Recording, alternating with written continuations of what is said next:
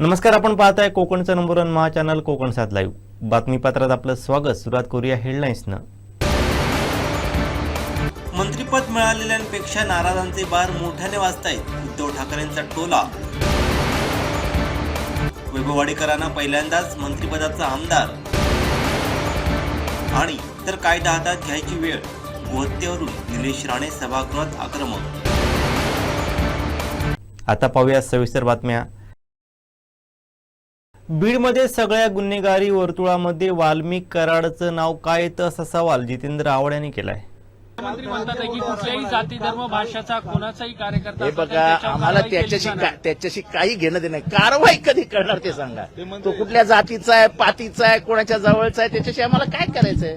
आम्ही एवढ्या उघडपणाने बोलतोय आणि मी सांगतो चला तो माझ्या जातीचा आहे. मी वंजारी, वाल्मिक कराड पण वंजारी. अजून काय बोला पुढे. वंजारी बिंजारीचा प्रश्न येत नाही. ते प्रश्न आहे माणुसकीचा, क्रूरतेचा. ते जे मारणारी पोरं आहेत त्यांचे आणि वाल्मिक कराडांचे फोन तपासा.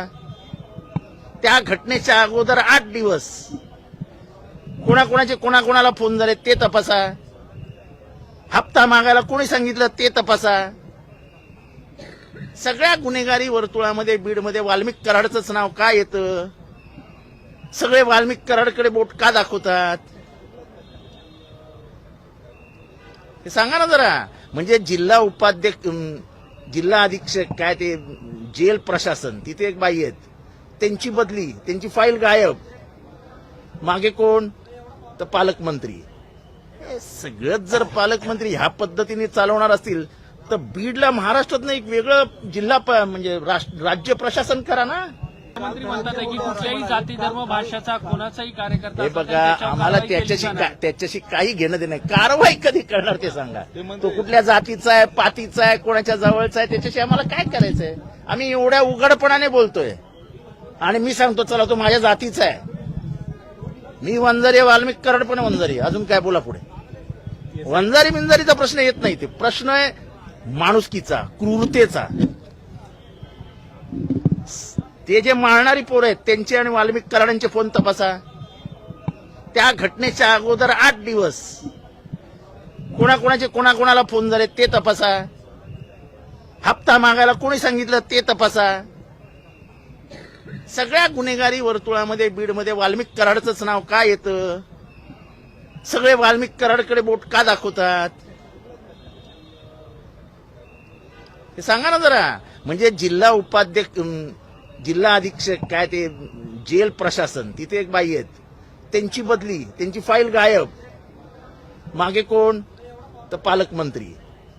सगळंच जर पालकमंत्री ह्या पद्धतीने चालवणार असतील तर बीडला महाराष्ट्रातनं एक वेगळं जिल्हा म्हणजे राज्य प्रशासन करा ना.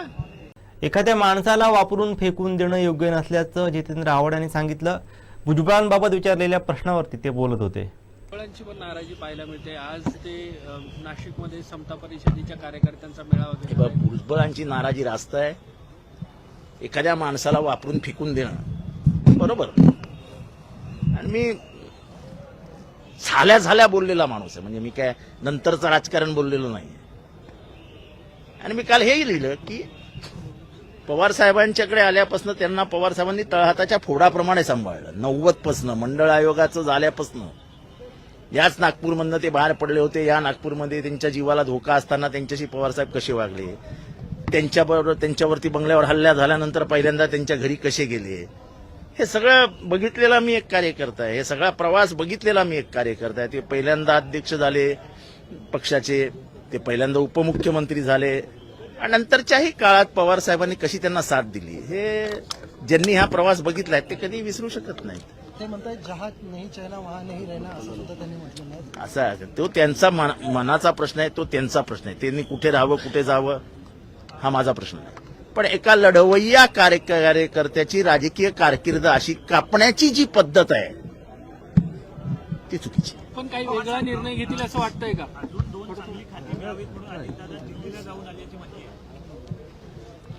ते कुठे जातात, कधी जातात, काय करतात याच्याशी मला काय करायचं. तुम्हालाही काय करायचंय. मला त्यांना कुठलीही खाती मिळतात, मला काय करायचंय. खात्यांवरून वाद अजूनही सुरू आहे. पण मला काय करायचंय. विस्तार झाला मात्र कुठेतरी खाते वाटप झालं नाही, कसं बघताय याकडे? बिन खात्याचे मंत्री अजून चालेल होतं हो, काय त्याच्यामध्ये 5 वर्ष हातात, 4थ्या वर्षी करतील ना. तुम्हाला काय सरकार चालल्याशी मतलब आहे ना. वाल्मिक कराडांना स्थानिक नेतृत्व किंवा स्थानिक मंत्री पाठीशी घालतायत. अजून मी किती वेळा सांगू मी हे पहिल्या दिवसापासून बोलतोय मी हे. छगन भुजबळांच्या कार्यकर्त्यांनी केलेल्या आरोपावरून अमोल मिटकरी संतापलेले पाहायला मिळाले. पाहूयात. अजितदादा आजचा दुसरा दिवस आहे, अजितदादा विधानभवनात दिसत नाही, ही अशी चर्चा आहे की ते नाराज आहेत. तुमच्या या चर्चेला नॉट रिचेबल म्हणण्याला काही अर्थ नाही. थोड्याच वेळात अजितदादा सभागृहात येत आहेत. पहिल्या दिवशी सुद्धा सभागृहाचं जे काही कामकाज झालं त्या कामकाजामध्ये अगदी शोक प्रस्तावापर्यंत दादा उपस्थित होते. कालच्या दिवशी ते नव्हते याचा अर्थ वेगवेगळी लोक लावतायत. आमच्या विरोधातला एक गट आहे तुतारी नावाचा, तो सांगतोय दादा थेट दिल्लीला गेले. कोणी सांगतायत की दादा नाराज आहेत, कोणी सांगतायत त्यांना खातं हे हवंय. त्यामुळे या बाष्कळ चर्चेला काही अर्थ नाही. दादा नागपुरातच होते, नागपुरातच आहेत. अनिल पाटील असं म्हणाले की मी भेटण्यासाठी गेलो तो मला सुद्धा भेटले, मला पण त्यांना भेटत नाही. नाही असं नसतं हो. दादा प्रत्येक कार्यकर्त्याला भेटतात.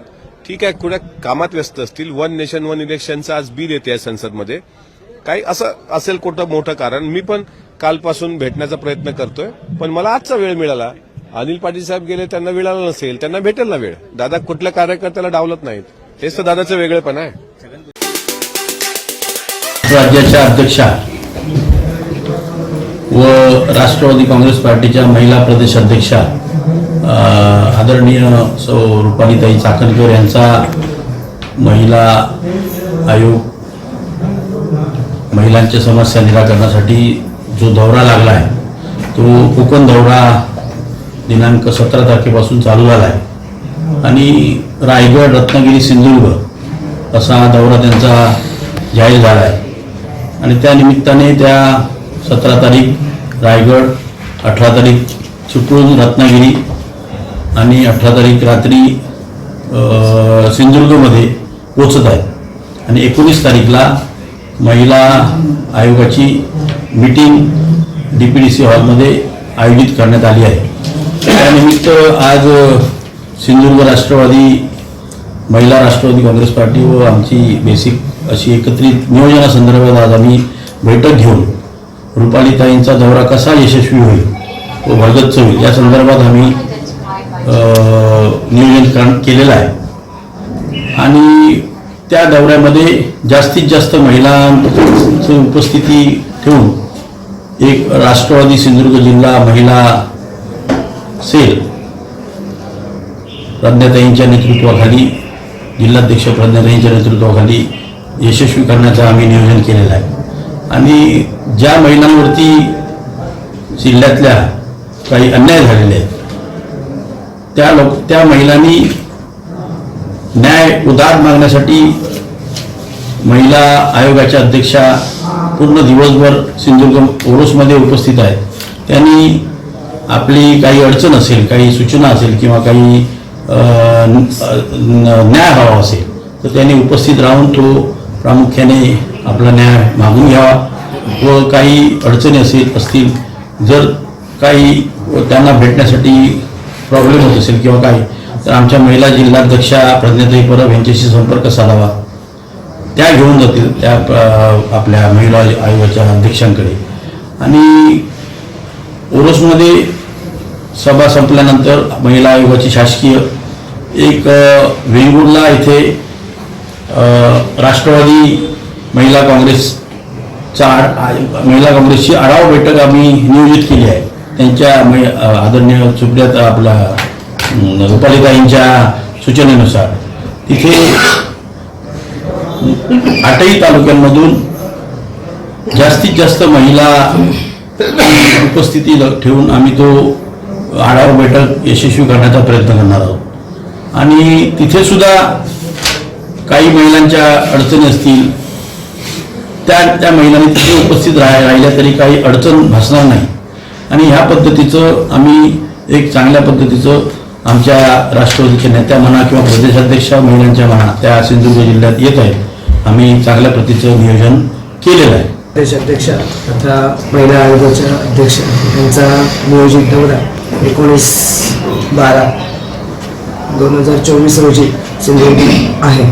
तर यानिमित्त आम्ही आज आढावा बैठक घेतली आणि राष्ट्रवादीच्या तालुकाध्यक्ष, कार्यकारिणी सदस्य या सगळ्या उपस्थित होत्या, आदर बॉडी उपस्थित होती आणि या सर्वांनी आम्ही एकत्रितपणे हा दौरा यशस्वी करण्यासाठी प्रयत्न करीत आहोत.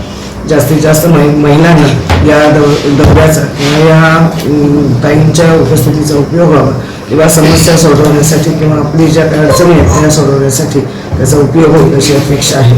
त्याचप्रमाणे आज आम्ही इथे राष्ट्रवादी काँग्रेसच्या माध्यमातून काम करत असताना रुपालीताई आल्या तर एक ऊर्जितावस्था येईल किंवा एक उत्साह येईल अशा प्रकारचं आमचं वातावरण आहे आणि त्यासाठी वेंगुर्ल्यामध्ये आढावा बैठक आयोजित केलेली आहे. त्या आढावा बैठकीत आम्ही सर्व आमच्या पक्षाच्या ज्या काही अडीअडचणी वेंगुर्ल्यामध्ये 4:30 ते 5 4:30 ते 5:30 कालेलकर नाट्यगृहाचा हॉल आहे. त्या ठिकाणी आम्ही आयोजन केलेलं आहे आणि त्या ठिकाणी यशस्वीपणे ते करू. पत्रकार परिषद घेत उद्धव ठाकरेंनी महायुती सरकारवरती निशाणा साधलाय. पाहूयात. आपल्या विधिमंडळाचं हिवाळी अधिवेशन महाराष्ट्राच्या उपराजधानीमध्ये म्हणजे नागपूरमध्ये सुरू झालेलं आहे. नुकत्याच निवडणुका पार पाडल्या, त्याच्यानंतर नवीन सरकार महाराष्ट्रामध्ये आलेलं आहे. यापूर्वी 2.5 वर्ष आपण घटनाबाह्य सरकार पाहिलं आणि त्याच्यानंतर या निवडणुकांचा जो काही निकाल लागला हा सगळ्यांनाच अनाकलनीय आणि अनपेक्षित होता किंवा आहे. त्याच्यामुळे जनतेत या सरकारला ईव्हीएम सरकार म्हणतात. तर अशा या जनतेच्या शब्दात ईव्हीएम सरकारचं हे पहिलं अधिवेशन आहे. साहजिकच आहे, या सरकारला आमच्या शुभेच्छा आहेत. या सरकारकडनं जनतेच्या बऱ्याच अपेक्षा आता नाईलाजाने जनता करते. कारण आपण पाहिलं की काही गावांमध्ये जो काही निवडणुकींचा निकाल लागला त्याच्या विरुद्ध आंदोलनं सुरू झालेली आहेत. एकूणच काय की विजयाचा आनंद कुठे दिसला नाही. काल परवाकडे मंत्रिमंडळाचा विस्तार जरूर झाला, पण मंत्रिमंडळाच्या विस्तारापेक्षा मंत्रिमंडळाच्या वजाबाकीची चर्चा अधिक रंगलेली आहे. मंत्रीपद ज्यांना मिळालं त्यांच्या फटाक्यांपेक्षा नाराजांचे बार हे जास्त मोठ्याने वाजतायत. एक प्रथा असते की नवीन मंत्री झाल्यानंतर त्या मंत्रिमंडळाचे प्रमुख मुख्यमंत्री, माननीय मुख्यमंत्री आपल्या सहकाऱ्यांचा परिचय सभागृहाला करून देत असतात. मला असं वाटतं की ही पहिली वेळ असेल की ज्यांच्यावरती ढीगभर पुरावे असल्याचे पुरावे घेऊन आरोप केले, अनेकांवरती बरेचसे गंभीर आरोप केले गेले, त्यांच्यावरती ईडी इन्कम टॅक्सच्या धाडी पडल्या, त्यांचा सगळ्यांचा माननीय मुख्यमंत्र्यांना त्यांचे सन्माननीय सहकारी म्हणून राज्याचे मंत्री या नात्याने ओळख करून द्यावी लागली, परिचय करून द्यायला लागला. हे कोणतं सरकार आहे, कसं सरकार आहे आणि माननीय मुख्यमंत्र्यांनी एक काळ असा होता की आपद धर्म काय शाश्वत धर्म शाश्वत धर्म असं काही झालं तरी आम्ही हे करणार नाही ते करणार नाही. त्यांच्या मांडीला मांडी लावून त्यांना बसावं लागतं. हा कोणता धर्म आहे हे तेच जास्त चांगल्या पद्धतीने सांगू शकतील. थोडक्यामध्ये राज्याच्या विधिमंडळाचं अधिवेशन सुरू झाल्यानंतर जे प्रश्न घेऊन आम्ही सगळेच जण लढलो, ठीक आहे, आम्हाला सरकार स्थापन करता आलं नाही, त्यांनी सरकार स्थापन केलं. आता माझी मागणी अशी आहे की प्रत्येकाने आपापल्या जाहीरनाम्यामध्ये आमचं सरकार आलं असतं तर आम्ही केलं असतं. या सरकारने एक योजना जाहीर केली होती, लाडकी बहीण. आता लाडक्या बहिणीपेक्षा लाडके आमदार ज्यांना मंत्रिपद मिळालेत आणि नावडते आमदार अशीच चर्चा जास्त सुरू झालेली आहे. त्या लाडक्या बहीण योजनेचे पहिल्या 5 महिन्याचे मला असं वाटतं पैसे हे माता भगिनींच्या खात्यामध्ये जमा झाले, जवळपास 7,500 रुपये हे जमा झाले. दरम्यान निवडणूक आयोगाच्या माध्यमातून असं मला वाटतंय की पुढचे पैसे वाटायला लागू नये म्हणून या सरकारने स्थगिती आणली. आता निवडणूक झालेली आहे, आचारसंहिता संपलेली आहे. जसं निवडणुकीच्या आधी महिलांची मतं मिळवण्यासाठी ही योजना आणली गेली आणि त्यांच्या खात्यामध्ये पैसे दिले गेले, ती योजना तात्काळ सुरू केली गेली पाहिजे. आणि 1500 नव्हे तर हेच महायुती म्हणाली होती की 2100. ते 2100 रुपयांनी जो काही बॅकलॉग राहिला असेल 1-2 महिन्याचा आणि पुढचा 3-4 महिन्याचा असा धरून हे पैसे तात्काळ त्याच्यामध्ये परत आवडती नावडती बहीण न करता हे खात्यात जमा झाले पाहिजेत. कारण मधल्या काळात मी बातम्या वाचल्या की आता निकष लावणार, म्हणजे एका घरात एकाच महिलेला मिळणार, मग अमुकच बघणार तमुकच बघणार. हे सगळे मी म्हणेन जे काही डाव होते ते डाव आता उघडे झालेले आहेत. तुम्ही आता बहिणीमध्ये आवडती नावडती बहीण अशी करू शकत नाही, करता कामा नये. जसं तुम्ही गेल्या वेळेला कोणतेही निकष लावले असतील किंवा नसतील, ज्या महिलांना लाडक्या बहिणीच्या योजनेअंतर्गत पैसे दिले, हे पैसे आता हे निकष बाजूला ठेवून 2100च्या तुम्ही जे म्हणता वाढतं तुमचं प्रेम आहे त्याप्रमाणे हे पैसे तात्काळ माझ्या आणि आपल्या बहिणीच्या खात्यात जमा झाले पाहिजेत.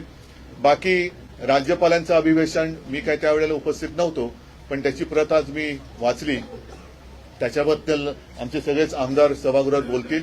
पण एक गोष्ट मला प्रकर्षाने जाणवते की राज्यपाल महोदयांनी माझं सरकार म्हणून जे काही भाषण केलं त्याच्यामध्ये पर्यावरणाबद्दल एक पुसटचा उल्लेख आहे की त्यांनी काय ती समिती नेमलेली आहे. आता त्या समितीत खरंच कोण असणार आहेत? पर्यावरण तज्ज्ञ असणार आहेत का? हे पर्यावरण तज्ज्ञ नेमका कसला अभ्यास करणार आहेत? आणि ह्या पर्यावरण तज्ज्ञांनी केलेल्या सूचना हे राज्यपालांचं सरकार ऐकणार आहे का?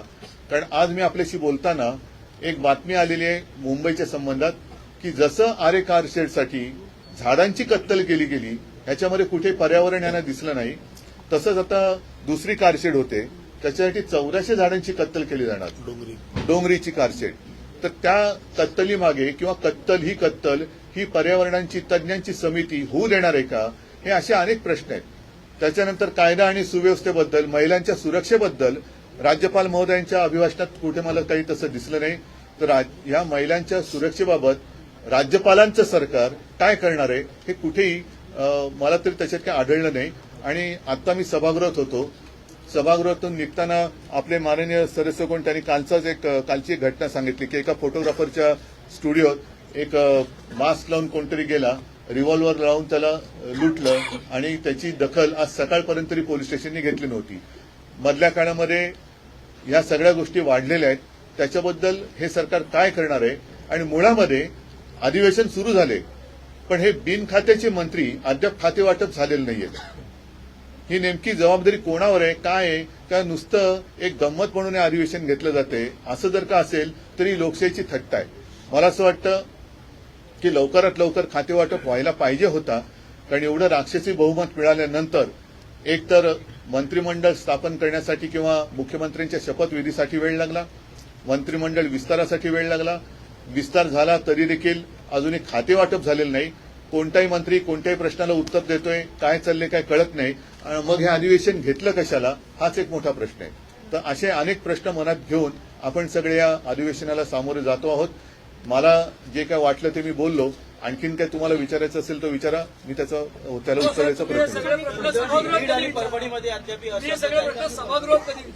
सभागृहात मी आता जनतेच्या सभागृहात हे प्रश्न मांडलेले आहेत आणि जनतेच्या सभागृहात मी प्रश्न मांडलेले आहेत. मी सांगितलं की माझ्या पक्षाचे सगळे माझे सहकारी हे तिथे आहेत. त्याच्यामुळे प्रत्येक प्रश्न हा अगदी पक्षाचा प्रमुख तिकडे मांडतोच असं नाहीये. त्याच्यामुळे जसं आता मोदीजी खासदार पण आहेत ना, किती वेळा असतात सभागृहात, किती वेळा? मग तसंच आहे ना, पंतप्रधान आहेत पण खासदार नाही आहेत का? मग त्यांना विचारल्या गेलेल्या प्रश्नाचं उत्तर ते त्यांना देणं बंधनकारक आहे की नाही? तर असे बरेच विषय. मंत्रिपद मिळालेल्यांच्या आवाजापेक्षा नाराजांचे बार मोठ्याने वाजतायत असा टोला उद्धव ठाकरेंनी लगावलाय. नुकत्याच निवडणुका पार पाडल्या, त्याच्यानंतर नवीन सरकार महाराष्ट्रामध्ये आलेलं आहे. यापूर्वी 2.5 वर्ष आपण घटनाबाह्य सरकार पाहिलं आणि त्याच्यानंतर या निवडणुकांचा जो काही निकाल लागला हा सगळ्यांनाच अनाकलनीय आणि अनपेक्षित होता किंवा आहे. त्याच्यामुळे जनतेत या सरकारला ईव्हीएम सरकार म्हणतात. तर अशा या जनतेच्या शब्दात ईव्हीएम सरकारचं हे पहिलं अधिवेशन आहे. साहजिकच आहे, या सरकारला आमच्या शुभेच्छा आहेत. या सरकारकडनं जनतेच्या बऱ्याच अपेक्षा आता नाईलाजाने जनता करते. कारण आपण पाहिलं की काही गावांमध्ये जो काही निवडणुकींचा निकाल लागला त्याच्या विरुद्ध आंदोलनं सुरू झालेली आहेत. एकूणच काय की विजयाचा आनंद कुठे दिसला नाही. काल परवाकडे मंत्रिमंडळाचा विस्तार जरूर झाला, पण मंत्रिमंडळाच्या विस्तारापेक्षा मंत्रिमंडळाच्या वजाबाकीची चर्चा अधिक रंगलेली आहे. मंत्रीपद ज्यांना मिळालं त्यांच्या फटाक्यांपेक्षा नाराजांचे बार हे जास्त मोठ्याने वाजतायत. वाईल्ड रेस्क्युअर सिंधुदुर्ग यांच्या वतीने भटक्या जनावरांना रेडियम बेल्ट बसवण्याचा उपक्रम मालवण शहरात सुरू करण्यात आला आहे. शहरातील फोकांडा, पिंपळ व बंदर जेटी इथल्या भटक्या जनावरांना रेडियम बेल्ट लावून व अँटी रॅबिज इंजेक्शन देऊन हा उपक्रम सुरू करण्यात आला. भटक्या जनावरांपासून अपघात घडू नये तसंच मुक्या प्राण्यांचे जीव वाचावेत उद्देशानं हा उपक्रम सुरू करण्यात आल्याचं सांगण्यात आलं. यावेळी वाईल्ड लाईफ रेस्क्युअर संस्थेचे अध्यक्ष विष्णू मस्के, डॉक्टर प्रसाद धुमक, सल्लागार शिल्पा खोत, संदीप चिवुलकर, दीपक दुतोणकर, कृष्णा कदम, प्रवीण सरकारे, पर्यावरणप्रेमी प्राणीमित्र आनंद बांबार्डेकर व स्वप्नील पुरोडेकर, अंकिता मयेकर, मनीषा पारकर, शांती तोंडोळकर, महेश वालीकर आदी उपस्थित होते. आगामी काळात संस्थेच्या माध्यमातून शहरात सर्वत्र व्यापक प्रमाणावर कुत्र्यांना अँटी रॅबिज इंजेक्शन व कुत्रे निर्बजीकरण करण्याचा संकल्प असून त्यासाठी इतर संस्था किंवा प्राणीमित्र यांनी पुढाकार घ्यायचं आवाहन संस्थेचे अध्यक्ष विष्णू मस्के, प्रसाद धुमक व सल्लागार शिल्पा खोत यांनी केलं आहे. यासाठी 9422 43 62 44 या क्रमांकावर संपर्क साधावा अशी माहिती देण्यात आली आहे. महाराष्ट्रामध्ये गो हत्या ही थांबली पाहिजे. राज्यपालांच्या अभिभाषणामध्ये जरी याचा उल्लेख नसला तरी माझ्या मतदारसंघामध्ये, रत्नागिरीमध्ये, माझ्या बाजूच्या जिल्ह्यामध्ये हे उघड चाललेलं आहे. हे उघड धंदे करतायत, यांचं नेक्सस आहे. आंदोलनं केली तरी हे थांबत नाहीयेत. अनेक आंदोलनं झाली, आम्ही अनेक आंदोलनं केली, अनेक आंदोलनामध्ये आमच्यावर केसेस झाल्या, पण ही गो हत्या थांबत नाहीयेत. ह्यांचा व्यापार थांबत नाहीये. ह्यांच्यावर जर कडक कारवाई केली नाही तर उद्या कायदा कोणाला तरी हातात घ्यावा लागेल अशी परिस्थिती इथे आहे. महाराष्ट्रामध्ये गो हत्या ही थांबली पाहिजे. राज्यपालांच्या अभिभाषणामध्ये जरी याचा उल्लेख नसला तरी माझ्या मतदारसंघामध्ये, रत्नागिरीमध्ये, माझ्या बाजूच्या जिल्ह्यामध्ये हे उघड चाललेलं आहे. हे उघड धंदे करतायत, यांचं नेक्सस आहे. आंदोलनं केली तरी हे थांबत नाहीयेत. अनेक आंदोलनं झाली, आम्ही अनेक आंदोलनं केली, अनेक आंदोलनामध्ये आमच्यावर केसेस झाल्या, पण ही गो हत्या थांबत नाहीयेत. ह्यांचा व्यापार थांबत नाहीये. ह्यांच्यावर जर कडक कारवाई केली नाही तर उद्या कायदा कोणाला तरी हातात घ्यावा लागेल अशी परिस्थिती इथे आहे. आमदार निलेश राणेंनी हिवाळी अधिवेशनात पहिल्यांदाच प्रश्न मांडला, तो मच्छीमारांचा. मच्छीमारांना आता तरी न्याय देणार आहात की नाही असा थेट सवाल त्यांनी मुख्यमंत्र्यांना केलाय. निलेश राणेंनी उपस्थित केलेल्या मुद्द्यांची मुख्यमंत्री देवेंद्र फडणवीस यांनी दखल घेतली. सभागृहात नेमकं काय घडलंय पाहूया. मतदारसंघामध्ये मच्छीमारांचा एक जिव्हाळ्याचा विषय हा उपस्थित झालेला आहे. अनेक वर्षांपासून त्यांना हा विषय भेडसावत आहे. अध्यक्ष महोदय, कर्नाटकातून आणि आंध्रातून मल्पी ट्रॉलर मोठ्या प्रमाणामध्ये आमच्या मच्छीमारांचं नुकसान करतायत आणि नुसतं नुकसान त्यांच्या उदरनिर्वाहाचं करत नाहीयेत, तर जे काय उरलं सुरलं आहे, आपण ज्याला इंटरनॅशनल वॉटर्स म्हणतो, आपण ज्याला डीप फिशिंग म्हणतो, त्यांचे ट्रॉलर आपल्या हद्दीत येऊन आपल्या मच्छीमारांचं एवढ्या मोठ्या प्रमाणात नुकसान करतंय की आता मच्छीमारी आणि छोटे मच्छीमार यांनी आता जगावं कसं इतका प्रश्न तिकडे आता निर्माण झालेला आहे. समुद्रामध्ये गस्त जी असते, जो विजिलन्स पाहिजे, तो विजिलन्स पण तितक्या प्रमाणात नसल्यामुळे त्यांच्यावर कसलाही कंट्रोल नाही. ते येतात कधी, जातात कधी, सगळे आमचे मच्छीमारांचं नुकसान करून निघतायत कधी, ह्याची गस्तच नाहीये. त्याच्यावर विजिलन्स नाहीये. कसाब जो आला होता की जेव्हा 26/11 घडलं होतं, ते समुद्राच्या मार्गाने आतमध्ये घुसले होते. साहेब, आपल्या समुद्राच्या मार्गाने आतमध्ये घुसल्यानंतर कसली गस्त आहे, कसलं विजिलन्स आहे? आपण मच्छीमारांचं जर संरक्षण करू शकत नाही तर आपण कोणाचं संरक्षण करणार आहोत? अनेक पिढ्यानपिढ्या ते मच्छीमार तिकडे जगतायत, अनेक पिढ्या त्यांचे नातेवाईक तिकडे जगतायत, पण त्यांच्यावर कसलंही, त्यांच्यावर अन्याय रोजरासपणे बाहेरचे कर्नाटक आणि मल्पी बोटी ज्याला आपण म्हणतो, त्यांची हाईटच 20-25 फुटाची आहे. ते आमच्या मच्छीमारांचे जाळे तोडत चाललेत, आमच्या मच्छीमारांच्या बोटी तोडत चाललेत. अशावर आपण त्यांना न्याय देणार आहोत की नाही? आज मुख्यमंत्री साहेब इकडे सभागृहात आहे. माझी विनंती आहे, हा अनेक वर्षांचा विषय, हा फक्त महिना 2 महिन्याचा विषय नाहीये, अनेक वर्षांचा हा विषय आहे. तर आपण त्यांना न्याय देणार आहोत की नाही? मच्छीमार हा मोठा वर्ग आहे, फक्त माझ्या मतदारसंघातच नाही तर माझ्या जिल्ह्यातच नाही तर ही अख्खी कोकण किनारपट्टी मच्छीमारांचा हा जिव्हाळ्याचा विषय असल्यामुळे इंटरनॅशनल वॉटर्समधून येणारे हे जे काही बाहेरचे आहेत, ह्या ज्या मल्पी बोटी आहेत, ह्या ज्या ट्रॉलर आहेत, ह्यांच्यावर आपण कधीतरी व्हिजिलन्स लावणार आहे की नाही, गस्त आपण वाढवणार आहोत की नाही आणि त्याच्यावरती आपण मच्छीमारांना न्याय देणार आहोत की नाही, हाच माझा विषय. धन्यवाद. मान्य निलेशजी हे लोकसभेतनं विधानसभेत आलेले आहेत, त्याच्यामुळे मी त्यांना एवढंच सांगतो की आपल्याकडे हा जो काही तास आहे याच्यात उत्तर द्यायची पद्धत नाही, तर याच्यामध्ये पण आपण गंभीर विषय मांडलेला आहे, त्यामुळे त्याची नोंद घेतो आणि त्याच्यावर योग्य कारवाई आपण करू. श्री विठ्ठल पंचायतन देवस्थान खानोली सुरंगपाणी इथं विविध धार्मिक कार्यक्रम पार पडले. या कार्यक्रमाला गोवा राज्याचे माजी मुख्यमंत्री लक्ष्मीकांत पार्सेकर यांची उपस्थिती होती. यानिमित्त विविध क्षेत्रातील दानशूर व्यक्तिमत्वांचा गौरव करण्यात आला. श्री विठ्ठल पंचायतन देवस्थान खानोली सुरंगपाणी इथं 8 डिसेंबरला दत्त नवकारंभ ते 14 डिसेंबरला दत्त जन्मोत्सव, गुरुचरित्र पठण आणि धार्मिक कार्यक्रम, भजन, नामस्मरण, दशावतारी नाट्यप्रयोग उत्साहात पार पडले.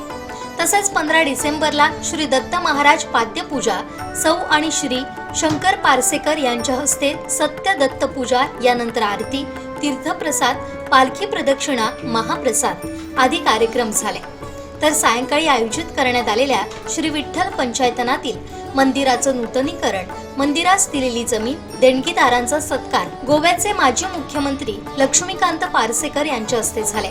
यावेळी व्यासपीठावर श्री विठ्ठल पंचायतनचे परमपूज्य दादा पंडित महाराज, वायंगणी सरपंच अविदू तोंडकर, राष्ट्रवादी शरद पवार पक्षाच्या कोकण विभागाच्या अध्यक्षा अर्चना घारेपरब, कोकण 7 लाईव्हच्या संपादक देवयानी वरसकर आदी उपस्थित होते. या कार्यक्रमात या देवस्थानला जमीन देणाऱ्या जमीन मालक शंकर मसूरकर, या देवस्थानकडे जाणाऱ्या रस्त्यावर स्ट्रीट लाईटची व्यवस्था केल्याबद्दल ग्रामपंचायत वायंगणी सरपंच अविदू तोंडकर, दानशूर व्यक्ती राजाराम गावडे, विश्वजित मिठबावकर मुंबई, उल्हास भोगटे कुडाळ, दिलीप मालवणकर वेंगुर्ला, दिगंबर नाईक वेंगुर्ला, वायंगणी उपसरपंच रवींद्र धोण, ग्रामपंचायत सदस्य राखी धोण, विद्या गोवेकर, अनंत मटकर, मंदिर कामकाजाच्या नूतनीकरणासाठी हातभार लावणारे शिवलाल सैनी, मंदिर परिसर स्वच्छता करणारे विनायक गावडे, या देवस्थानात गेली 4 वर्ष अविरत कार्यरत असलेले राघोबा हंजणकर, दादा हळदणकर, श्रीकांत चिंदवणकर, गेली 25 वर्ष या देवस्थानचे इतर कामकाज पाहणाऱ्या मनीष कुबल यांचा सत्कार करण्यात आला. गेली अनेक वर्ष त्या अंतरामध्ये अनेक विविध कार्यक्रम दादा महाराजांच्या माध्यमातून होत आहेत. अनेक कार्यक्रम करत असताना त्यांचं नियोजन जे आहे ते एकदम एक अचूक नियोजन असतं. ज्याच्या जबाबदारी देतात ते कामे ते पूर्णपणे आणतात. त्या अंतरामध्ये अनेक धार्मिक कार्यक्रम होत असतात आणि या कार्यक्रमाच्या या अंतराला भागीदारी रूप प्राप्त झालेले आहे. गेली 10 वर्ष सातत्याने दादा महाराज या स्थळामध्ये अनेक विविध कार्यक्रम करत असतात. नामदेव असतील, भजन असतील, नामस्मरण असतील, त्याप्रमाणे आपली जी कोकणची कला आहे दशावतार कला ही देखील ते अविरतपणे ते करत असतात. त्यामुळे इतर काही कलाकारांना एक व्यासपीठ ते नेहमी मिळवून देत असतात. आज माझ्यासारख्या सर्वसामान्य व्यक्तीला आज सरपंच झाल्यानंतर या धार्मिक स्थळामध्ये जो माझा सत्कार करण्यात आला तो फार मोलाचा आहे. एकच सांगू इच्छिते या निमित्ताने की या दत्तनवरात्रा निमित्त या स्थानामध्ये जे काही उपक्रम राबवलेले आहेत त्याचा जो काही आज समारोप करण्यात येतोय तो या देवस्थानासाठी या सगळ्या गोष्टींसाठी मदत करण्यास सगळ्यांचा सत्कार करून करण्यात येतो. आपण ज्यावेळेस एखाद्यासाठी ऋण व्यक्त करतो त्यावेळेस निश्चितच आपल्या मनाची किती श्रीमंती आहे ते आपण दाखवून देत असतो. इथे अगदी या देवळाची दररोज स्वच्छता करणाऱ्यांचा सुद्धा इथे सत्कार करण्यात आला. त्यातूनच दादांच्या त्यांची विचारप्रणाली किती उच्च आहे हे आपल्याला लक्षात येते. निश्चितच उत्तरोत्तर या दत्त महाराजांच्या कृपेने या देवस्थानचा उत्कर्ष हो आणि अनेक भक्तांना मार्गदर्शन मिळो अशी मी आशा व्यक्त करते. आणि या देवळासाठी या मंदिरासाठी ज्यांनी योगदान दिलेलं आहे त्यांना मी सदिच्छा व्यक्त करते. दादांनी त्या सन्मान चिन्हामध्ये म्हटलेलं आहे की दिवसाची सुरुवात ही प्रेमाने करा आणि हे त्यांनी दाखवून दिलंय की प्रेम ईश्वरावर कसं करावं आणि त्याच्यासाठी त्यांनी आज ही दत्ताची इथे मोठं मंदिर बांधलेलं आहे आणि ते सर्व भक्तजनांसाठी ते खुलं आहे. सगळेजण येतात. दिवसाची सुरुवात आणि अतिशय पुढचे सगळे दिवस चांगल्या जाण्यासाठी आपण या दत्त मंदिरामध्ये उपासना करावी आणि त्यांच्या मार्गदर्शनाखाली अतिशय चांगलं एक आध्यात्मिक वातावरण या पूर्ण भागामध्ये संपूर्ण सिंधुदुर्गामध्ये झालेलं आहे. त्याबद्दल मी मनापासून एक शब्द म्हणून त्यांची मनापासून आभार व्यक्त करते. मी पाहिले की त्यांनी अतिशय चांगलं कार्य गेले कित्येक वर्षामध्ये केलेलं आहे. या भागामध्ये अनेक मुलं घडवली आहेत आणि आध्यात्मिक कोकणचा वारसा त्यांनी पुढे चालू ठेवलाय आणि हे खूप मोठी कौतुकाची गोष्ट आहे. त्यांचं कौतुक करण्याला आम्ही मोठे नाही आहोत, पण त्यांच्या मार्गदर्शनाखाली नक्की पुढच्या काळात जे काही फुलनाची पापडी जे काही असेल ती नक्की मदत आम्हीही करू असा विश्वास या ठिकाणी व्यक्त करते. आज मी बघते की भावाभावामध्ये एक दिवसावरून भांडण होतं, जमीन द्यायला बघत नाही कोण, पण अशा वेळेला असे दानशूर व्यक्ती आपल्या भागामध्ये आहेत, आपल्या माइंडेडमध्ये आहेत, त्यांचं खरंच कौतुक आहे. आणि जे मोठीकडे आहेत त्यांचं मी म्हणजे त्यांचं आदर्श घेण्यासारखं आहे की एखाद्या चांगल्या गोष्टीसाठी एकत्र येऊन निस्वार्थीपणे जमीन देणं ही खूप मोठी गोष्ट आहे. आणि तसंच त्यांच्याबरोबर बाकी बऱ्याच जणांचे सत्कार झाले. आज ते नाटक होणार आहे, एकही काही मोबदला न घेता नेपथ्य होणार आहे किंवा आज साफसफाई असेल, हे सगळे कार्यक्रम खरंच कौतुकास्पद आहे. आणि आजच्या या सुंदर कार्यक्रमाला आज येता आलं हे आमचं भाग्य आहे. त्याबद्दल मी पुन्हा एकदा आभार व्यक्त करते. तसंच पुढच्या काळात असे हे आध्यात्मिक असेल पण आपला हा भाग अत्यंत दुर्लक्षित राहिलेला आहे. अनेक गोष्टींपासून वंचित राहिलेला आहे. मुलांचं शिक्षण असेल, बऱ्याच गोष्टी आहेत. आज इथे मच्छीमार समाज आहे मोठ्या प्रमाणात, इथे पर्यटक येऊ शकतात पण आज येणं होत नाहीये. आज मंगळासारखा समुद्र आहे, आज आमच्या मुलांना रोजगार नाहीये. आज हे बोलण्याचं व्यासपीठ नाही, पण आज मला बोलावंसं वाटतं का तर आज हे करताना कुठेतरी आपण सगळ्यांनी याच्यात पण एकत्र आलं पाहिजे. विकासासाठी आपण सर्वांनी एकत्र आलो तर नक्कीच आपल्या मुलांचं भविष्य हे उज्ज्वल असेल असं मला वाटतं. या गावात पहिल्यांदाच येण्याचा योग आहे. खूप छान गाव आहे, निसर्गरम्य गाव आहे. या गावात जनसामान्यांच्या मदतीनं आणि दादांच्या दृष्टिकोनातून इथं गेल्या अवघ्या 20-25 वर्षात एक शानदार धार्मिक संकुल बनलंय. इथं विविध देवालय तयार झाले आणि साऱ्या जनतेचं श्रद्धास्थान बनतंय. ही खूप गौरवाची गोष्ट आहे. आज ज्यांचे गौरव झाले म्हणजे ज्यांनी जमीन दान केली त्याच्या मी रोज कामात विचारलं किती जमीन तर ते म्हणाले 6 गुंठे 6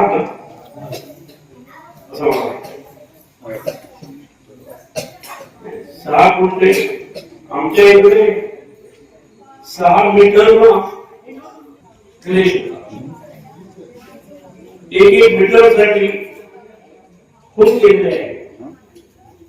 अशा वेळी 6 गुंठे जमीन घेणं आणि मी त्यांना बघितलं त्यामुळे ते फार मला काय धनिक दिसले नाही, पण जी दानत असते ही महत्वाची असते आणि त्यांनी ती आपल्या सर्वांसमोर उत्कृष्टपणे ठेवली आदर्शपणे. अन्य तात्याकडनं जी मदत आली त्या सगळ्यांचा दखल आणि गौरव झालेला आहे. आपण ज्या समाजात जन्मतो त्या समाजात आपण काहीतरी देव असतो आणि म्हणून असं सार्वजनिक कामाकरता असं देणं ही आपली जबाबदारी असते, सामाजिक जबाबदारी असते. उद्या मी माझ्या पायावरती उभा राहिलो की तसंच माझ्याच दातृत्व गुण समाजाकरता दिले पाहिजे आणि तसं झाल्यावरती आपल्या जीवनाचं सार्थक झालं. म्हणजे जीवन किती वर्ष जगलो हे महत्वाचं नाही. आम्ही कधीतरी बोलत असतो, आम्ही चर्चा करत असतो, दोघे बोलत असतो, एखाद्या विषयाबद्दल एखाद्या माणसाबद्दल बोलत असतो आणि बोलता बोलता तीच व्यक्ती इकडे येते. आम्ही म्हणतो अरे वा छान, आता तुझीच गोष्ट मी काढली होती, तुझाच विचार चांगला होता, तुझाच विषय चांगला होता, तुला मध्ये 100 वर्ष आयुष्य असेल. त्याला 100 वर्ष मिळते की 110 मिळते की 90 मिळते की तुला, पण आयुष्य किती वर्ष जगला याच्याही पेक्षा तो आयुष्य कसं जगला हे महत्वाचं. आणि म्हणून असे कार्यक्रम, या कार्यक्रमातलं एक आदर्श संपूर्ण उभं राहिले आहे, आकार घेत आहे, अजून वाटणार आहे. असे कार्यक्रम आणि तिकडे काम करणाऱ्या मंडळींचा गौरव होणं सगळ्या समक्ष हे उत्कृष्ट काम दादांच्या कल्पनेतून झाले. इथं सरपंच, उपसरपंच, पंचमंडळी पण आहे. त्यामुळे ह्या सगळ्यांच्या समक्ष या गोष्टी होत आहेत, खूप गोष्ट चांगली आहे. विठोबाचं मंदिर झालंय, विठोबा रखमाई, पंढरीची विठोबाई, यामुळं सगळ्या महाराष्ट्रीयांचा श्रद्धा. केवळ महाराष्ट्रात ते सीमित नाही, महाराष्ट्र, गोवा, कर्नाटक, संपूर्ण देशभरात भाविक लोक इथं जातात.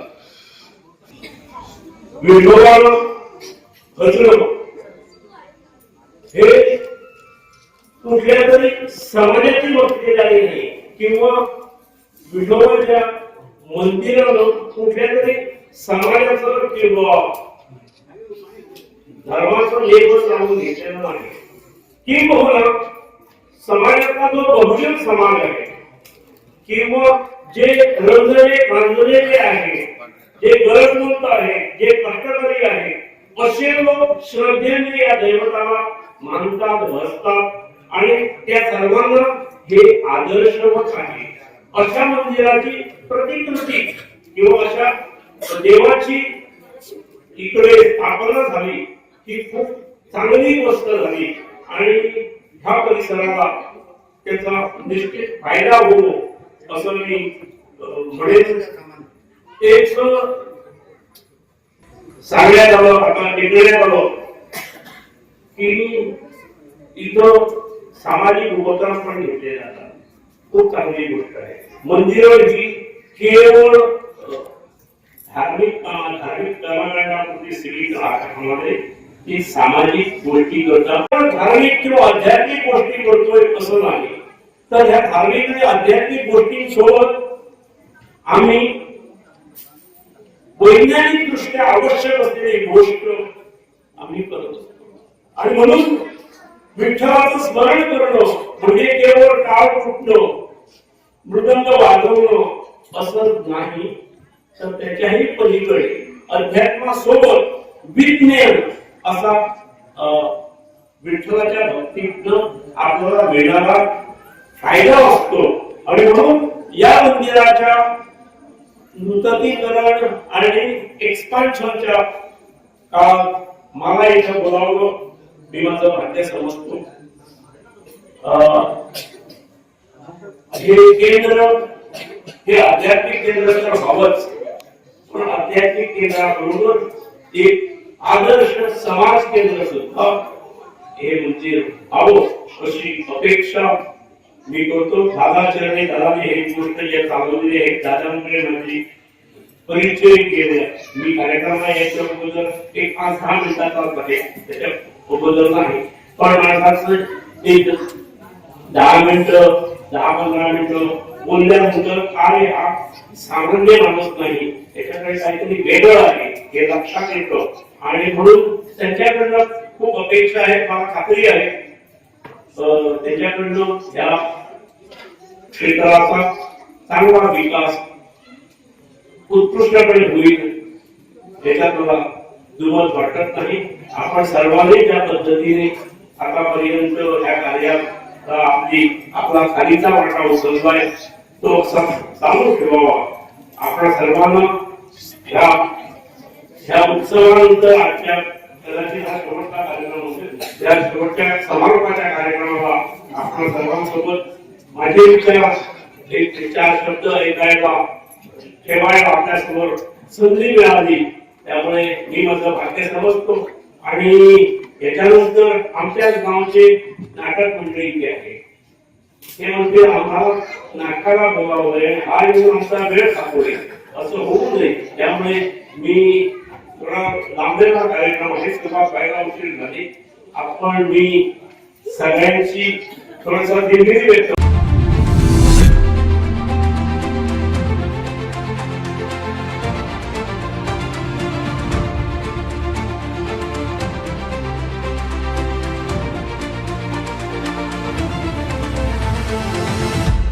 नागपूर इथं रविवारी फडणवीस सरकारच्या मंत्रिमंडळाचा विस्तार झाला. यामध्ये कणकवली, वैभववाडी, देवगड या मतदारसंघाचे आमदार नितेश राणे यांनी कॅबिनेट मंत्रिपदाची शपथ घेतली. मी नितेश नीलम नारायण राणे ईश्वर शास्त्र शपथ घेतो की कायद्याद्वारे स्थापित झाले आहे अशा भारताच्या संविधानाबद्दल. या विस्तारानं वैभववाडीकरांसाठी एक इतिहास घडवला. वैभववाडी तालुका निर्मितीनंतर पहिल्यांदाच मंत्री असलेला आमदार तालुकावासियांना लाभलाय. या तालुक्याची निर्मिती 1980 साली झाली.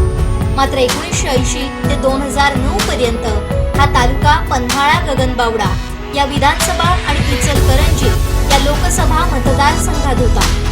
सन 1978 ते 99 या विधानसभा मतदारसंघाचे प्रतिनिधित्व स्वर्गीय यशवंतराव एकनाथ पाटील करत होते. त्यानंतर विनय कोरे हे आमदार झाले. सन 2009 मध्ये हा तालुका कणकवली, देवगड मतदारसंघाशी जोडला गेला. याच वर्षी प्रमोद चठार हे पहिल्यांदा आमदार झाले. यानंतर सलग 3 टर्म आमदार नितेश राणे हे निवडून आले. मात्र सन 2024 पर्यंत या मतदारसंघातील आमदाराला मंत्रिपद मिळालं नव्हतं. अखेर ही संधी या वर्षी चालून आली. तालुका निर्मितीनंतर 44 वर्षांनंतर मंत्री असलेला आमदार वैभववाडीकरांना प्रथमच लाभलाय. त्यामुळे तालुक्यात आता प्रलंबित असलेले प्रश्न मार्गी लागण्याची अपेक्षा तालुकावासियांना आहे. यामध्ये वैभववाडी कोल्हापूर रेल्वे मार्ग, नाधवडे MIDC, ऊस संशोधन केंद्र, सुसज्ज आरोग्य व्यवस्था, नापडे धबधबा, धरणांचे कालवे, ऐनारी गुहा यांसह तालुक्यातील पर्यटन स्थळांचा विकास आदी प्रमुख कामं होणं अपेक्षित आहे. पुढील 5 वर्षात ही कामं मार्गी लागतील अशी अपेक्षा आहे. श्रीधर साळुंखे, कोकण साधलाई, वैभववाडी. गावातील पाळीव जनावरांना पाणी मिळावं यासाठी केर भेकुर्ली ग्रुप ग्रामपंचायतच्या सहकार्यानं आणि युवकांनी पुढाकार घेऊन बांध घालून पाण्याची साठवणूक करण्यात आली.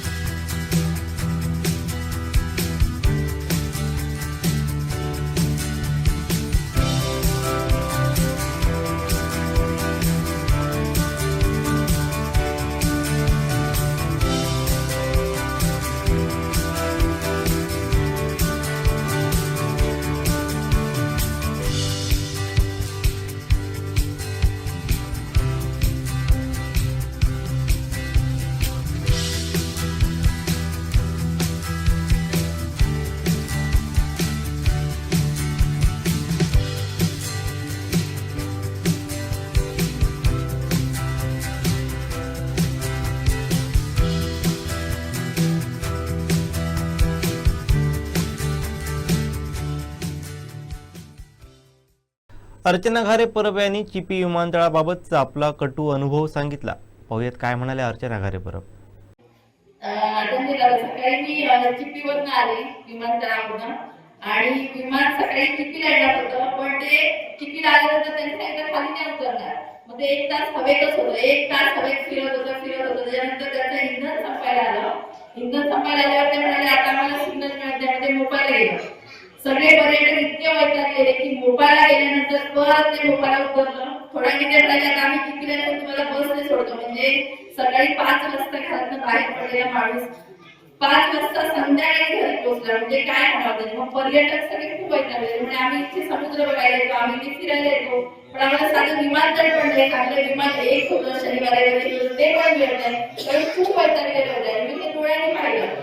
त्यामुळे आज आपले पर्यटक इथे आले पाहिजे, तर सर्वांनी एकत्रित येण्यासाठी प्रयत्न केले पाहिजे. आणि नक्कीच मी आज एक कोकणची मुलगी आहे, त्यामुळे ते काम करते. नक्की या सर्व कार्यामध्ये नक्की माझा हातभार असेल, काम करूया आणि याच्यासाठी सर्वांनी एकत्र यावं एवढीच मी सर्वांना, जसं आपण ईश्वराची भक्ती करतो आपल्या मुलांसाठी पण आपण विकासाचं काम करण्यासाठी एकत्र येऊ, एवढंच मी या ठिकाणी विश्वास व्यक्त करते. संतोष देशमुख प्रकरणातील आरोपांवरती धनंजय मुंडे यांनी स्पष्ट शब्दात उत्तर दिलंय. पाहूयात. जे मयत संजय देशमुख आहेत त्यांच्या सख्या भावानी धनंजय देशमुखांनी स्वतः स्टेटमेंट केलेलं आहे. ते स्टेटमेंट केल्यानंतर अशा अतिशय घाणेरड्या घटनेमध्ये माझा संबंध लावणं म्हणजे यांना कुठंतरी या बाबतीत राजकारण आणायचं आहे. मुळामध्ये हा विषय आता सभागृहात आणलाय आणि आदरणीय मुख्यमंत्री स्वतः यावरती ही घटना का झाली, कशी झाली, याला काय कारण आहेत, कोण जिम्मेदार आहे, आत्तापर्यंत काय चौकशी झाली आहे, किती आरोपी अटक झालेत, किती आरोपी अटक व्हायचे राहिलेत, याबाबतचा सविस्तर शासनाकडून जबाबदारीपूर्वक आदरणीय मुख्यमंत्री मोदी निवेदन करणार आहे. तोपर्यंत आपण थांबावं. म्हणते वाल्मिक कराड तुमचे अगदी जवळचे, त्यांचा पत्ता सुद्धा तुमचा हलत नाही. त्यांच्या एक लक्षात घ्या बीड जिल्हा असा आहे की ज्या जिल्ह्यामध्ये अनेक जण येऊन फोटो काढतात. आत्ता सुद्धा मला 1.5 तास उशीर यासाठीच झाला की अनेक बीड जिल्ह्यातले लोक इथे येतात, फोटो घेतात. आता गेटवरही इतर जणांनी फोटो घेतले. आता फोटो घेणारा, आता त्याला फोटो घ्यायचा असतो आणि आपल्याला फोटो द्यायचा असतो, त्याचा आग्रह आपल्याला टाळता येत नाही, पण तो त्याच्या वैयक्तिक जीवनात काय करतो याचा संबंध कुठंही आमच्याशी येतच नाही. त्यामुळे अशा घाणेरडी प्रवृत्तीला, जे की अशा खून करणाऱ्या लोकांना आम्ही कुठंतरी मदत करतोय, पाठबळ देतोय किंवा पाठीमागं घालतोय, हे आम्हाला असं कधी जमलं नाही. आजपर्यंत राजकारणात, समाजकारणात आम्ही इतक्या वर्षापासून आहेत, आम्ही असं कधीही केलेलं नाही. मानसिक त्रास झाला याचा तुमचं नाव असं म्हटलं जातं की बीडमध्ये त्यांना राजकीय आश्रय मिळतोय, बीडचे पालकमंत्री यांचा त्यांना पाठिंबा आहे, समर्थन आहे आणि म्हणून कारवाई होत नाहीये. एक लक्षात घ्या, कारवाई पहिल्या दिवशीच झाली. पहिल्या दिवशी 4 आरोपी अटक झाले. बाकीचे जे काय आरोपी आहेत त्याबाबत पोलीस स्वतः लक्ष घालून त्यांना अटक करण्यासाठी जवळजवळ 8 वेगवेगळ्या टीम त्यांनी तयार केलेल्या आहेत आणि तेही नक्कीच त्यांना सुद्धा लवकरात लवकर अटक केली जाईल. एक्स्टॉर्शनचं एक रॅकेट होतं असं पण म्हटलं जात आहे. मुळामध्ये याच्यात एक्स्टॉर्शनचा प्रश्न आला कसा हा सगळा मुद्दा आहे. मला असं म्हणणं आहे की मी आत्ता जास्तीचं बोलण्यापेक्षा आदरणीय मुख्यमंत्री जे स्वतः गृहमंत्री आहेत त्यांच्याकडे जबाबदारी आणि ते स्वतः निवेदन करतो म्हणल्यानंतर हाऊसच्या बाहेर मी त्यांच्या मंत्रिमंडळातला एक मंत्री म्हणून आपल्याशी बोलणं म्हणजे हे कुठंतरी हाऊसचा अपमान केल्यासारखा वाटेल असं साहेब. पंकजाताई म्हणतायत की धनंजय मुंडे यांचं पान सुद्धा हलत नाही वाल्मिक कराड यांच्याशिवाय. या वक्तव्याकडे नेमकं तुम्ही कसं पाहता? थेट तुमचं नाव त्यांच्याशी जोडलं जातं ज्यांच्यावर आरोप आहे. एक लक्षात घ्या, लोकसभेच्या निवडणुकीपासून किंवा महायुतीचं सरकार आल्यापासून, महायुतीमध्ये राष्ट्रवादी काँग्रेस पक्ष गेल्यापासून ह्या सगळ्या गोष्टी आपल्याला माहिती आहेत की माझा असेल किंवा पंकजाताईंचा असेल, जी खाली काम करणारी जी टीम आहे, अशी असंख्य लोकांची टीम आहे. त्यामध्ये एक वाल्मिक कराड आहेत. आता त्यांच्यावर गुन्हा दाखल होणं, ते का केला आहे, कशामुळे झाला आहे, त्यांचा संबंध किती आहे, काय, या सर्व गोष्टी आदरणीय मुख्यमंत्री महोदयांच्या निवेदनामध्ये स्पष्टपणाने येतील. वाल्मिक कराडबाबत तुमची भूमिका काय? एक मिनिट, ते आहेत. आता भूमिका काय बोलायची, ते माझ्या जवळचे आहेत तर आहेतच, त्यात काय मी नकारणार थोडाच आहे. मंत्रिपदाच्या वाटपानंतर असं चर्चा सुरू झालेली आहे की तुम्हाला मंत्रिपद मिळू नये यासाठी सुद्धा अनेकांनी लॉबिंग केलं होतं या प्रकरणानंतर. त्यावेळी एक लक्षात घ्या, मला दुर्दैव या गोष्टीचं आहे की समजा मी वाईट आहे तर माझ्यावरती आरोप करा, एका जातीवरती आरोप करणं, एका पूर्ण जातीनं असा प्रकार करणं आणि तिथं येऊन ज्या पद्धतीने ज्या नेत्यांनी अशा पद्धतीनं एकतर विधानसभेच्या निवडणुकीनंतर बीड जिल्ह्यामध्ये पुन्हा आम्ही जातीय सलोखा अतिशय पद्धतशीरपणानं या ठिकाणी जपला आणि त्याची सुरुवात विधानसभेच्या निवडणुकीनंतर अतिशय व्यवस्थितपणे चालू होती. अचानक ही दुर्दैवी घटना घडली आणि ही घटना दुर्दैवी आहेच. जे खून झालाय तो झालाच आहे आणि ज्यांनी केला आहे त्यांना कठोरातली कठोर शिक्षा व्हावी आणि जी कुठली SIT नेमायची, CID नेमायची, आणखीन कुठल्या नेमायच्या त्या बिलकुल नेमाव्यात आणि ज्यात जे कोणी असतील त्याच्यामध्ये बाहेर यावेत आणि त्यांना शिक्षा व्हावी या मताचा मी आहे. पण पूर्ण जिल्ह्याला बदनाम करणं, जिल्ह्याला बिहार म्हणणं, दोन समाजामध्ये वाद तेढ निर्माण करणं हे कुठल्याही राजकीय प्रतिनिधित्व करणाऱ्या व्यक्तीला मला वाटतं की त्यांनी त्याची तेवढी काळजी घेतली छगन पाहिजे. भुजबळ यांच्या नाराजीनंतर अजित पवारांच्या फोटोला जोडे मारण्यात आले, याच्याकडे तुम्ही कसं बघता? नाही, ही बाब दुर्दैवी आहे. म्हणजे हे बघा, कुणीही राजकारणामध्ये नाराज असू शकतं, पण खालती कार्यकर्त्यांनी आमच्या राष्ट्रीय नेत्यावरती जोडे मारणं, ह्या सगळ्या गोष्टी करणं, हा जरी राग असला त्यांच्या मनात तरी आपण शेवटी ते कुणावर व्यक्त करतो हेही महत्वाचं आहे. पण छगन भुजबळ म्हणाले बिलकुल नाही, जिथे नाही चैन वहां नाही रहना, याकडे कसं पाहता? ते गाणं चांगलं आहे. शेवटी ठळक घडामोडी पुन्हा एकदा. मंत्रिपद मिळालेल्यांपेक्षा नाराजांचे बार मोठ्याने वाजतायत. उद्धव ठाकरेंचा टोला. वैभव वाडेकरांना पहिल्यांदाच मंत्रिपदाचा आमदार. आणि तर कायदा हातात घ्यायची वेळ. गोहत्येवरून निलेश राणे सभागृहात आक्रमक. बातमीपत्रात वेळ झाली ते थांबण्याची. पाहत राहा बदलत्या कोकणचा बुलंद आवाज. कोकणचा नंबर 1 महा चॅनल कोकण 7 लाईव्ह. धन्यवाद.